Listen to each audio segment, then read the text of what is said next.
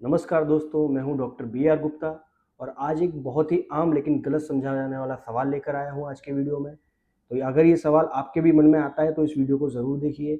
ये सवाल है कि होम्योपैथिक डॉक्टर्स की फ़ीस इतनी ज़्यादा क्यों होती है? तो अगर ये सवाल आपको भी होता है तो इस वीडियो को एंड तक ज़रूर देखें।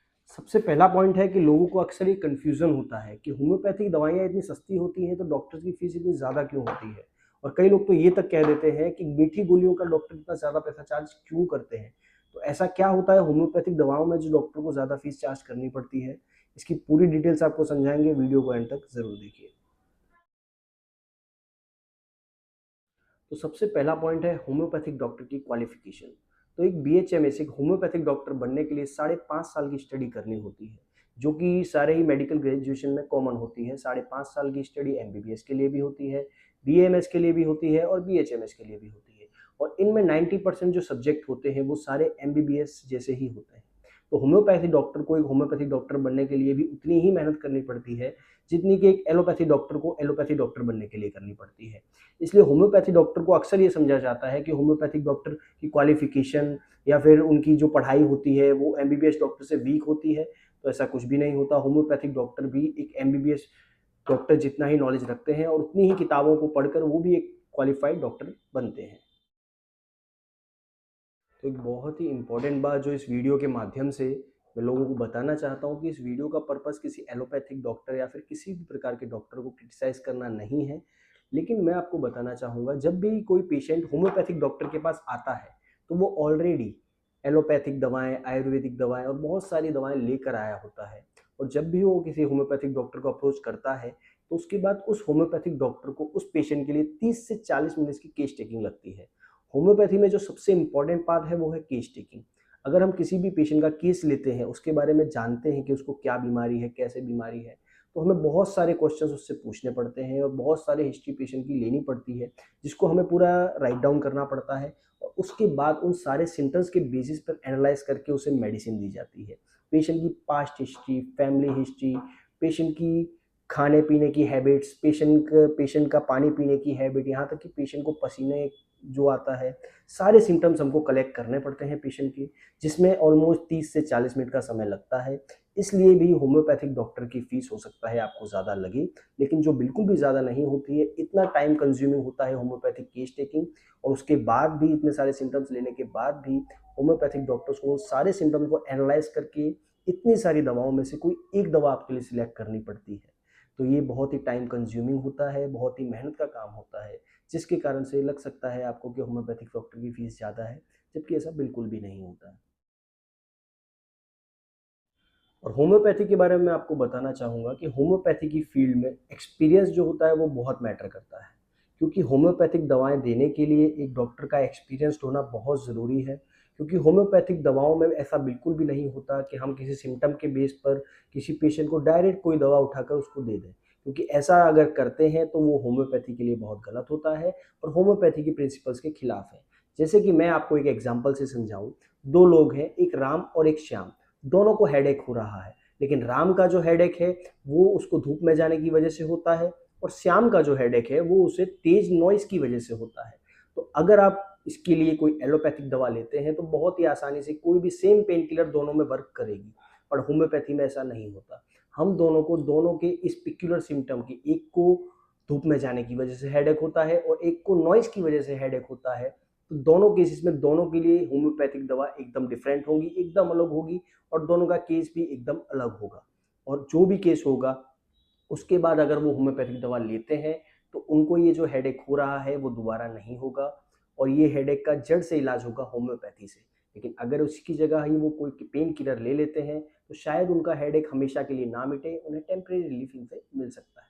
इसलिए भी ज़रूरी होता है होम्योपैथी में एक्सपीरियंस डॉक्टर का होना और उनके एक्सपीरियंस ही एक कारण है जिसकी वजह से उनकी फीस लोगों को थोड़ी ज़्यादा लग सकती है।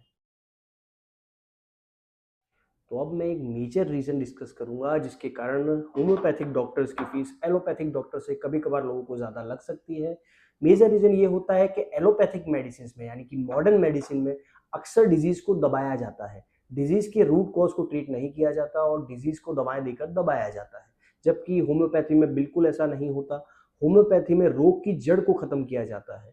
जिस जड़ को पकड़ने में एक होम्योपैथिक डॉक्टर को काफ़ी मेहनत लगती है, काफ़ी सारे सिम्टम्स एनालाइज करने पड़ते हैं। उसके बाद उस डॉक्टर को आपके रोग की जड़ का पता चलता है और उस जड़ को मिटाने के लिए वो डॉक्टर दवा देता है, जिसके कारण होम्योपैथिक में कई बार ऐसा होता है कि कुछ रोगों में रिजल्ट आने में थोड़ा समय लग जाता है, क्योंकि हम सिम्टम्स को नहीं दबाते, हम जड़ को खत्म करते हैं। क्योंकि जब तक कोई रोग जड़ से खत्म नहीं होगा, तब तक उसके सिम्टम दबाने का कोई फायदा नहीं है। क्योंकि अगर कोई रोग के सिम्टम्स कुछ समय के लिए डिसअपेयर हो भी गए हैं और अगर उसकी जड़ आपके अंदर मौजूद है, तो ज़रूर वो रोग आपको दोबारा परेशान करेगा।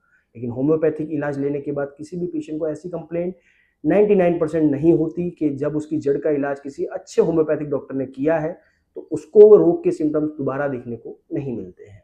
इसलिए भी होम्योपैथिक डॉक्टर की फीस एलोपैथिक डॉक्टर से आपको थोड़ी ज़्यादा महसूस हो सकती है। और होम्योपैथी के बारे में कुछ फैक्ट्स जो मैं आपको बताना चाहूँगा कि होम्योपैथिक में कभी भी सेल्फ मेडिकेशन जो होता है वो अलाउड नहीं होता। अगर किसी पेशेंट को कोई दिक्कत है, कोई भी परेशानी है, तो उसके लिए अगर वो सिम्टम्स के बेस पर कोई वीडियो देखकर सेल्फ मेडिकेशन करता है, तो हो सकता है उसे कुछ सिम्टम्स में रिलीफ मिल जाए, लेकिन उसका डिजीज़ प्रॉपर जड़ से ख़त्म नहीं होगा, उसे वो सिम्टम्स दोबारा देखने को मिलेंगे। तो होम्योपैथी में सेल्फ मेडिकेशन के लिए इसलिए मना किया जाता है कि अगर होम्योपैथी में आप सेल्फ मेडिकेशन करेंगे, तो वैज़ एलोपैथिक ही वर्क करेगा, आपको सिम्टम्स में रिलीफ देगा, लेकिन आपकी डिजीज़ की जड़ को ख़त्म नहीं करेगा। किसी भी डिजीज़ की जड़ को ख़त्म करने के लिए बहुत ज़रूरी है कि कोई होम्योपैथिक प्रैक्टिशनर, कोई एक्सपीरियंस्ड डॉक्टर आपका पूरा केस टेकिंग ले, आपका पूरा केस ले और उन सिम्टम्स के बेसिस पर आपके सिम्टम्स का एनालिसिस कर वो आपके लिए कोई प्रॉपर मेडिसिन सिलेक्ट करे। और दूसरा जो बहुत ही इम्पोर्टेंट बात है कि होम्योपैथिक में किसी भी एक रोग की कोई फिक्स दवा नहीं होती, क्योंकि होम्योपैथिक में हम रोगों को ठीक नहीं करते, होम्योपैथी में हम पर्सन्स को ठीक करते हैं। क्योंकि रोग जो होते हैं वो इंसानों के अंदर होते हैं और कुछ ना कुछ इंसानों में कमी होगी ही, तभी वो रोग एक इंसान में देखने को मिलते हैं और दूसरे में देखने को नहीं मिलते।